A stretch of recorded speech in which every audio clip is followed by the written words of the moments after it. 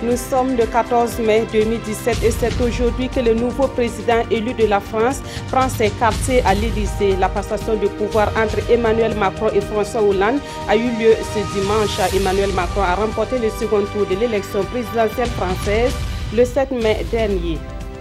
La structure Arc-en-Ciel Communication apporte sa contribution à la lutte contre l'incivisme au Burkina Faso. Elle a initié à cet effet une campagne de sensibilisation sur le phénomène de l'incivisme à l'endroit de la jeunesse. Et pour la première phase de cette campagne, les villes de Ouagadougou, Bobo-Dioulasso et Koudougou sont concernées. Mesdames, Messieurs, bonjour. Merci de suivre le 13 de ce dimanche sur la RTB. Tout d'abord, c'est depuis 2012 que l'Alliance bordelaise s'est engagée à améliorer le climat des affaires en Afrique de l'Ouest. Pour cela, elle travaille à lever les obstacles et à réduire les barrières qui entravent le commerce dans la sous-région. Le sujet était au centre de la 6e conférence annuelle de l'Alliance bordelaise qui s'est tenue cette semaine à Ouagadougou. Ceux qui ont pris part à cette rencontre sont parvenus à des recommandations dans le sens de faciliter le commerce régional. Des précisions avec Paul David Bambara et Bouma Ernest Nebi. La 6e conférence de l'Alliance bordelaise s'est achevée sur une note de satisfaction des organisateurs à Ouagadougou. Elle aura permis 3 jours durant aux participants venus des entreprises privées et publiques de la sous-région et d'Europe de réfléchir sur la promotion du commerce, la réduction du coût de transport et les retards liés aux procédures de dédouanement souvent éprouvantes en Afrique de l'Ouest. Nous avons eu des échanges vraiment très fructueux par rapport à la promotion et à l'accroissement de la facilitation des transports et du commerce au niveau de la sous-région. Nous avions souhaité abriter cette conférence pour sensibiliser davantage nos autorités et l'ensemble de tous les acteurs de la chaîne de transport sur la nécessité de la facilitation des transports au niveau de la sous-région. Nous avons senti la volonté de tous ceux qui sont là de faire avancer ce sujet-là. C'est ça qui est recherché. Maintenant, pour cela, il faudrait qu'on ratisse le plus large. Donc c'est apprendre encore d'autres membres, c'est encore sensibiliser. Ça, c'est quelque chose que nous allons faire tous les jours. Au terme des échanges, les participants ont formulé des recommandations à l'endroit des administrations publiques. Des recommandations relatives, entre autres, à la multiplication des initiatives devant permettre de réduire le temps de transit aux frontières, à l'interconnexion des systèmes informatiques des administrations de douane, à l'harmonisation des systèmes de suivi électronique de transit dans les pays de la sous-région et à l'élimination des entraves à la libre circulation des produits agréés. Avant de désigner le Mali comme le prochain pays organisateur de la 7e conférence en 2018, l'Alliance bordelaise a remis des attestations de reconnaissance à ses partenaires et sponsors pour leur accompagnement constant. Et dans la région ouest africaine, les migrations nationales et transfrontalières des enfants et des jeunes ont pris une ampleur considérable ces dernières années. Le constat de ce phénomène a été fait par l'ONG TIE et l'ONG Save the Children. Ils ont initié une formation le 11 mai dernier à Bobo-Dioulasso sur les risques liés à la migration des enfants. Le reportage d'Idrissa Traoré et Mireille Carole Tougouma. Renforcer le système national de protection de l'enfance afin de prévenir les dangers liés à la migration des enfants, c'est le but de cet atelier. Une formation qui vise à renforcer les capacités des participants dans le domaine de la mobilité des enfants et des jeunes. Alors, le présent atelier a été initié pour former les membres du comité de vigilance dans le cadre de la protection des enfants et jeunes travailleurs migrants. Alors, au terme de cet atelier, il est attendu aux participants que chacun s'implique par rapport à ses attributions pour la protection sociale et juridique des enfants et des jeunes travailleurs migrants. Un atelier qui revêt tout son sens au vu de l'importance du phénomène migratoire des enfants dans cette région. La région des Hauts-Bassins, particulièrement la province du Houé, c'est un grand carrefour avant tout. Et une province qui est frontalière déjà avec la République du Mali. Et bien sûr, un grand centre également, dans le sens que c'est la 2e ville du Burkina Faso. Et déjà, le phénomène dont nous parlons ce matin, la migration, à travers ce phénomène, beaucoup déjà tendent à s'orienter vers les centres urbains, surtout les grands centres urbains tels que Bobo-Dioulasso. Cette formation a été initiée par l'association TIE en collaboration avec Save the Children International, qui veulent ainsi unir leurs efforts pour une meilleure protection des enfants. Cette action commune s'est traduite également par la mise en œuvre d'un projet dénommé « Projet régional d'appui aux enfants et jeunes travailleurs migrants ». Restons dans les Hauts-Bassins pour dire que le chantier du barrage de Samandéni renaît de ses cendres. Le coup d'accélérateur a été donné après le passage du Premier ministre sur le chantier en mars dernier. L'entreprise en charge des travaux rassure que dans 2 mois, le chantier sera achevé. L'autre bonne nouvelle, la crise entre les populations riveraines et l'État, crise liée justement à l'exécution de ce chantier, relève désormais du passé. C'est ce que nous disent Kwale Nebié et Nyarkiteda. Peut-être le bout du tunnel pour les travaux du barrage de Samandéni. L'espoir suscité en 2008 avec le lancement en grande pompe de cet ouvrage avait commencé à s'estomper.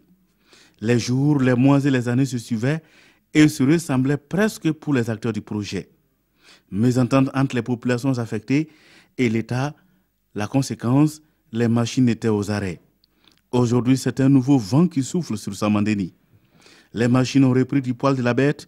La première mise en eau du barrage, initialement prévue en 2014, est attendue pour fin juin de cette année, soit 3 ans après. Les travaux, normalement, sont maintenant à 98% de l'avancement des travaux généraux. Nous sommes à 99% des travaux maintenant. La cote, on dépasse maintenant la cote 318. C'est-à-dire nous sommes presque à la fin des travaux. Maintenant, il reste 2% des travaux. Ça sera achevé d'ici le maximum fin juillet, fin juin. À côté des bulldozers et autres poids lourds pour l'achèvement de la digue et de ses accessoires, les travaux de déboisement sont lancés à grande échelle à l'amont du barrage. Les populations des 8 villages affectés et celles qui occupaient le lit du barrage sont déplacées et réinstallées avec les différentes mesures d'accompagnement. Aujourd'hui, à l'heure où nous sommes, pratiquement les 12 APS ont été forés et on a trouvé de l'eau. En dehors des réalisations des APS, il y a l'aménagement de 100 km de pistes rurales et vous allez voir que le chantier est en cours d'exécution. Vous allez également voir la réalisation des infrastructures socio-économiques, des écoles primaires, des CSPS et puis des mosquées pour les populations. La hache de guerre est enterrée. Les yeux sont donc désormais rivés sur la mise en forme de ces pôles de croissance à plusieurs composantes. Il y a d'abord l'ouvrage principal, qui est le barrage avec ses ouvrages annexes tels que la centrale. Après ça, vous avez une composante aménagement hydro-agricole. Il y a le volet pêche aussi qui est là.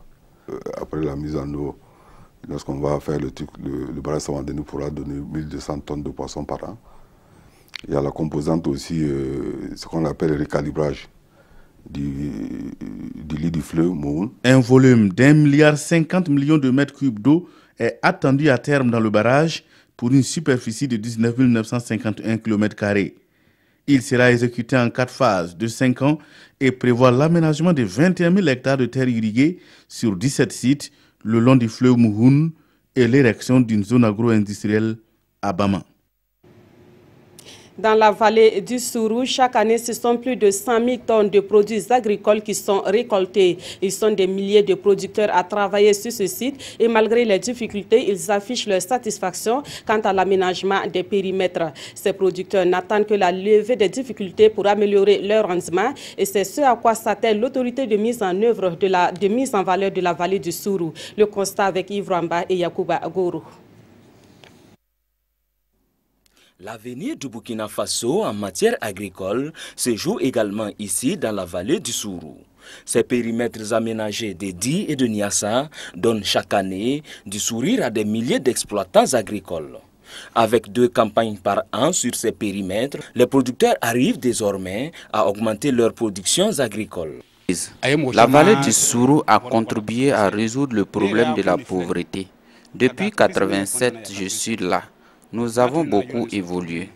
Par an, nous avons 2 campagnes de 150 tonnes chacune, donc 300 tonnes par an. Il y a des nouvelles technologies qui sont arrivées et vraiment c'est bon. Et les marchés aussi, avant on était des mi-ventes. On payait le temps de Sonaco, Soprova, on va courir aujourd'hui, avec les marchés que les mineurs ont reçus pour donner aux élèves là. Et là, vous êtes là aujourd'hui, ça va seulement les riz, il n'y en a pas. Et donc, ça nous encourage de produire. Au total, 6 558 hectares sont exploités sur un potentiel de près de 30 000 hectares de superficies aménageables. Et chaque année, c'est environ 100 000 tonnes de produits agricoles qui sortent de ces superficies emblavées. Et ces produits sont constitués essentiellement de riz, d'oignons et de tomates. Pour l'oignon, on est à 65 000 tonnes d'oignons. Et pour la tomate, on est à 6 000. Et le riz, ça varie entre 8 000 et 10 000 tonnes par an. Et actuellement, l'avantage est qu'on peut produire vraiment en toute saison. Ces 100 000 tonnes-là sont réparties en culture maraîchère et en produits céréaliers. Mais ce qui concerne les produits céréaliers, nous avons le maïs qui est approximativement produit sur une valeur de 15 000 tonnes. Et le riz, 7 000 tonnes aussi. Mais de nombreuses contraintes plombent les efforts des producteurs au quotidien dans la vallée du Sourou, en plus du problème d'enclavement. Les aménagements proprement dits ont commencé depuis les années 1967 et ça continue jusqu'à présent. Une partie de ces aménagements sont actuellement vétustes, les périmètres sont assez dégradés. Il y a des coins où on ne peut pas travailler avec la main. Là où on peut travailler avec la main, on l'a fait. Et c'est ça qui nous fatigue. Et aussi les oiseaux viennent manger le riz. Nous sommes en train d'aider les producteurs à écouler leurs produits, sinon on ne s'en sort pas comme ça, puisque des fois même on amène et il y a des problèmes, des fois il y a de l'argent qui ne viennent pas, nos partenaires n'arrivent pas à prendre le produit au comptant.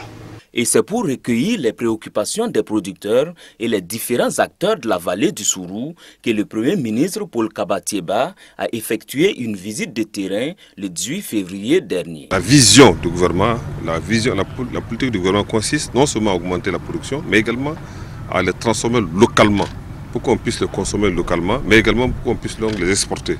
Alors donc c'est ça, c'est ce potentiel-là que je suis venu visiter aujourd'hui.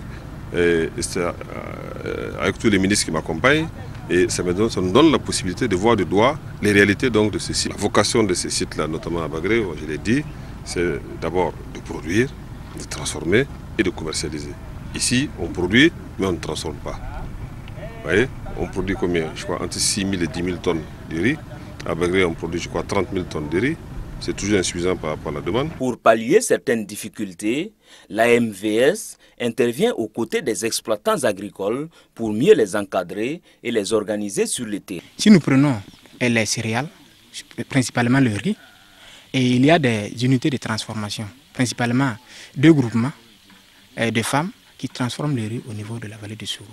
Il y a aussi des particuliers qui ont leurs unités de décortiquage au niveau de la vallée du Sourou. Donc pour ces unités, nous apportons l'appui conseil nécessaire pour permettre à ces promoteurs-là d'engager des revenus supplémentaires de leurs activités. Bon, concernant les produits maraîchers, tels que l'oignon et la tomate, si nous prenons l'oignon, sur les 70 000 tonnes-là, la majeure partie de la quantité produite est vendue tout juste après la production. Donc nous travaillons à ce que les producteurs de plus en plus conservent leur production, surtout l'oignon. La formation nous avons su pour la production de semences, ça aussi c'est un changement. Avant en fait on n'avait pas la formation. On prenait 80 kg pour un hectare, aujourd'hui avec 20 kg on peut répliquer un hectare. Donc ça c'est déjà un avantage. Donc vraiment il y a eu beaucoup de changements. Et donc pour vraiment qu'on puisse vraiment donner à l'AMVS, qui est l'autorité qui est chargée de l'aménagement, du contrôle des études et tout ça pour la mise en valeur de ces périmètres, il faut qu'abord dans un premier temps qu'il y ait une restructuration. En tout cas ça permet à l'AMVS d'avoir une autonomie de gestion et d'évoluer vers un pôle de croissance. Et donc il faut nécessairement, si on veut accéder à un pôle de croissance, il faut nécessairement qu'on recadre au moins la structure qui est chargée de la mise en valeur des périmètres. Donc ça permettra aux producteurs, aux coopératives en tout cas de s'autosuffire et d'être vraiment dynamiques et de pouvoir s'autofinancer. Aujourd'hui, l'autorité de mise en valeur du Sourou et les producteurs nourrissent ensemble le secret espoir de jouer pleinement leur rôle afin de faire de la vallée du Sourou un agro. En actualité politique, le mouvement du peuple pour le progrès organise une formation au profit de ses délégués provinciaux. Cette formation porte sur les principes de la démocratie et de la représentation. La vie du parti MPP et la marche de l'appareil d'État seront également abordées au cours de cette formation qui a débuté hier à Ouagadougou. Le reportage de Pawadrogo, Jean Songo et Nyarkiteda. Ils sont venus des 45 provinces du Burkina pour échanger sur la démocratie et la représentation.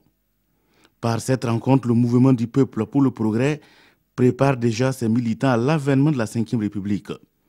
Le parti au pouvoir entend également donner les rudiments nécessaires aux délégués provinciaux sur la marche du parti, le type de démocratie pour le Burkina et le fonctionnement de l'appareil d'État. Je n'ai cessé de dire qu'un parti n'est valable que s'il a des militants bien formés, politiquement bien formés, qui ont une orientation claire de la marche du parti et de la marche de l'État. La question de la démocratie est une quête permanente et nous constatons que jusqu'à présent, elle n'est pas bien cernée dans les pays africains et particulièrement burkinabés. C'est les RPP, c'est les MPP qui acceptent ce programme.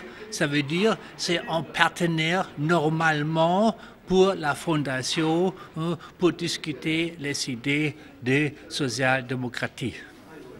À cette rencontre, les participants vont discuter et définir le rôle et les missions des militants dans la mise en œuvre du PNDS, le Programme national de développement économique et social.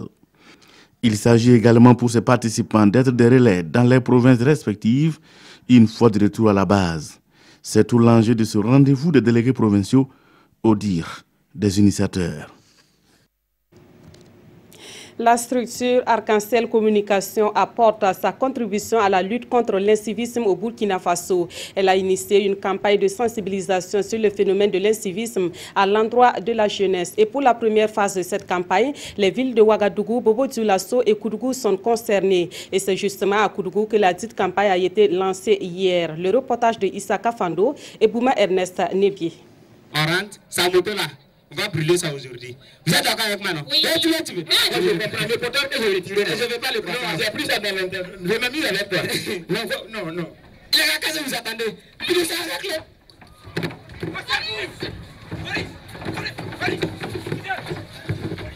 Ce sketch, joué ici par des lycéens de Koudougou, explique les scènes de violence souvent constatées dans les établissements scolaires.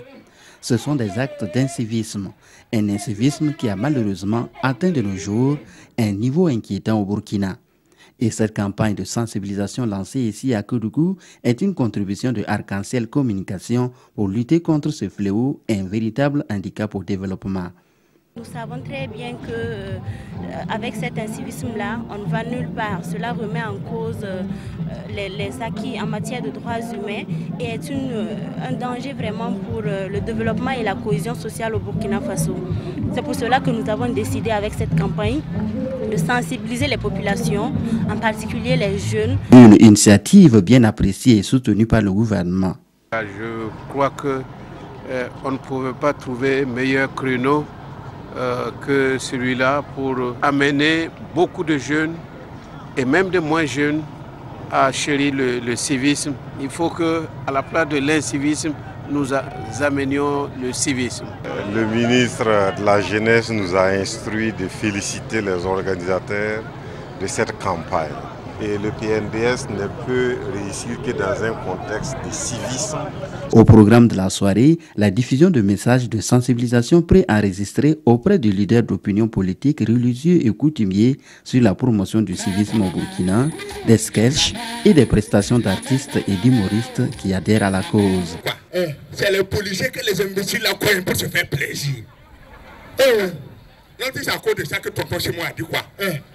À partir de maintenant, à chaque feu, il y aura la police, la gendarmerie, les corps et les sapeurs-pompiers. Voilà.